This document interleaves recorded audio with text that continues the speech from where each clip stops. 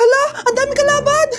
Miss, huwag ka mag-alala. Ililigtas kita. Huy, salamat Muntikan pa tayong matalo dahil sa akin. Okay lang. Add mo ko Clyde Joseph yung pangalan ko. Pataasin natin rank mo. Clyde Joseph? Kapangalan ng crush kong kapitbahay yun sige. Bes, alam mo ba, nakalaro ko kagabi yung crush ko. Teka, yung kapitbahay nyo? Di ba matagal mo na crush yun? Oo, Bes. Sana makalaro ko ulit siya mamaya.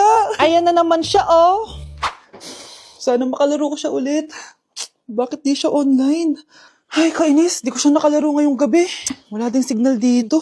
Si Clyde ba yun? Uy, Scarlett. Sorry, di ako makakalaro ngayong gabi Nawalan kami ng internet kaya pala. Akala ko ayaw mo na akong kalaro Ha? Grabe ka. Crush nga kita Ha? Ano yun?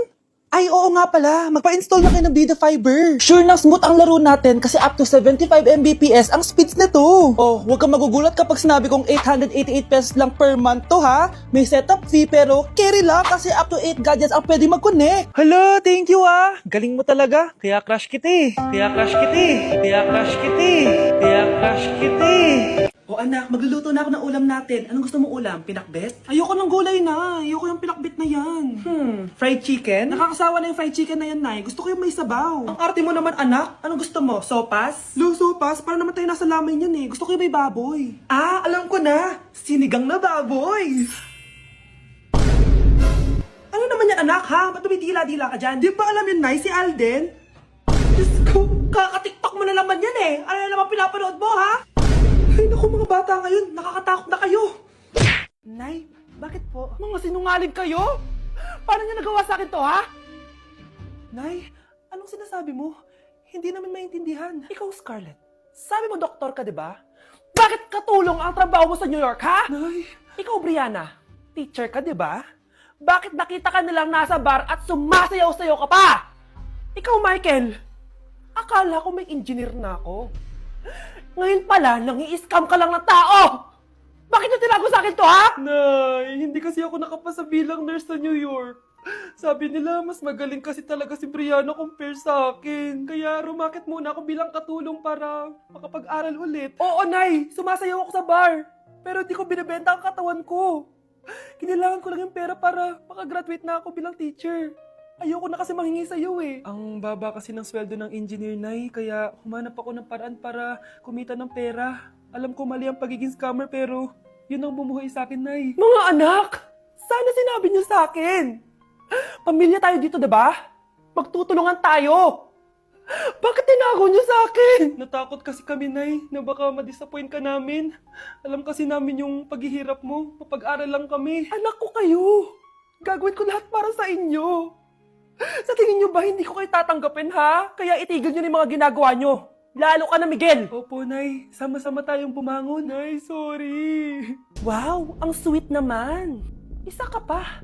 Gusto mo talaga masira itong pamilya namin, no? Lumayas ka dito, pamilyang peke. Ano? Palibhasa, di ka mahal ng pamilya mo. Mga ate, kuya, proud pa rin kami sa inyo. Mga anak, simula ngayon, sama-sama na tayo, Walang iwanan at walang magtatago, Promise? Promise, Nay. Hindi na kami magtatago.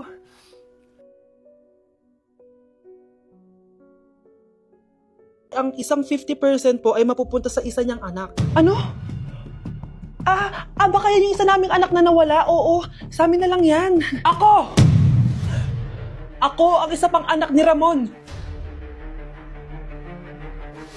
Oh, akala ko bang nawawala yung isang anak ni Ramon? Attorney naman, huwag ka maniwala dyan. May sakit kasi sa utak yan. Wala akong sakit, attorney. Maniwala ka, please. Kailangan ko pa ng sapat na ebidensya para maniwala ako sa'yo. Sige na, babalik na lang ako. Ito na ba yung bagong bahay ng anak ko? Ikaw, babae ka? Sinubukan mo pang agawin sa amin ng kayamanan ng tatay mo? Ang sama nyo, tita! Gusto nyo kunin lahat? Well, hindi naman maniniwala sa'yo si attorney dahil wala kang ebidensya. Tao po, attorney po ito. Nandiyan si attorney. Halika dito. Ayan, ikukulong muna kita dito sa bodega hanggat hindi ko pa nakukuha ang mga kayamanan. Yes, attorney. Hawak ko na ang 100% ng kayamanan ni Ramon. Nandito na ang titulo, papeles at cheque ng mga kayamanan niya. Ay! Salamat, attorney, Scarlett, hindi ko na alam kung ano nangyayari sa nanay ko. Pero huwag ka mag-alala. Ako bahala sa'yo. Kailangan na matigil tong pinagagawa ni nanay. Tao po. Sino ka? Ako po yung nanay ni Scarlett, yung anak din ni Ramon. Totoo ba to? Pinagsasabi mong babae ka? Kami lang ang pamilya ni Ramon. Attorney, huwag ka magpaniwala dyan. Peke yan. Hindi to peke. Pwede mo ipacheck to sa attorney. Kaya ilabas mo na siya. Kinulong po ni nanay si Scarlett sa bodega. Ha? Anak?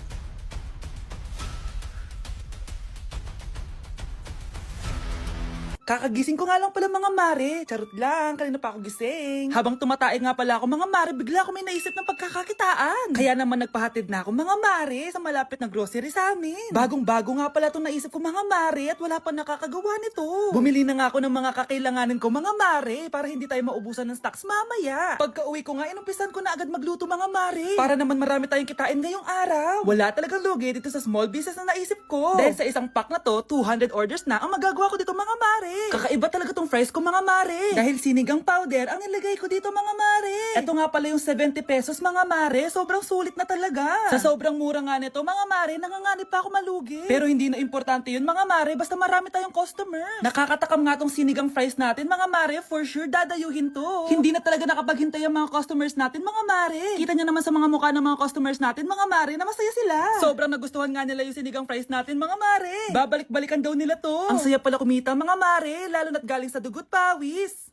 Kamusta? Excited ka na bang pumasok? Ano ba dapat oras ang next schedule mo? 9, So bakit nandito ka ng gantong kaaga? Anong oras ka pa pumunta dito? 6, 6 o'clock? So anong nararamdaman mo na face-to-face classes na? wala. Masaya ka ba? Opo. Okay, so masaya siya na parang nalulungkot si ate.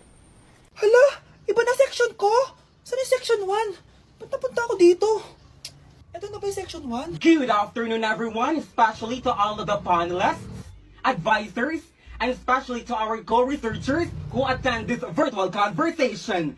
So, good afternoon, everyone. Namamatay ng dahil sa iyo, ma'am. Ibig sabihin po nito ay kabayanihan ng mga Pilipino na isinakripisyo ang kanilang buhay para sa kalayaan ng ating bansang Pilipinas. Huwag lang tayo puro salita! Dapat ipinapakita din natin sa ating ginagawa! Ikaw, bago ka lang dito, di ba? What is the biggest mistake? Ma'am, the biggest beef stick. Anong pep steak, ha? Alas na ako dito. Mga anak, wala ba kayong mga assignment, ha? Ay, nakauwi na din. Mag-grow a garden muna ako. Wow! Magtatanim ako ng candy blossom para yumaman ako. Aba, kakauwi lang ay padagadang naatupag, ah. Wow, ang ganda naman ng garden nila. Hindi ako papatalo. Naglalaro ka din yan? Gaya-gaya ka. Mas maganda naman yung garden ko kaysa sa'yo. Ganon. Wait lang. Nakakainis ka! Ninakaw mo yung mga fruits ko! Mas mayaman na ako sa'yo ngayon. Nascam ako! Ayun na nga ba yung sinasabi ko eh. Manda kayong dalawa sa akin, ha? Kukunin ko muna to. Mag-aaway pa ka sa grow a garden na yan. Ba't di kaya kayo mag-grow a garden sa labas? Ayan ang grow a garden na gusto ko. Kung gusto nyo pa bumalik to, tapusin nyo yan, ha? Sige po, Nay. Kinulong po ni nanay si Scarlett sa bodega. Ha? Anak? Anak? Walang iya talaga yung tita mo. Anak, sorry kung ngayon lang ako nagpakita. Pinakulong kasi ako ng babaeng yan. Deserve mong makulong. Ikaw ang ikukulong namin dahil child abuse ang ginagawa mo. Ano? At hindi mo na din makukuha ang 50% ng mana. Hindi pwede! Nay, masaya ako na nandito ka na. At hindi na din tayo maghihirap dahil sa pamana ni tatay. Masaya din ako, anak. Siyempre kasama ka dito sa Manta.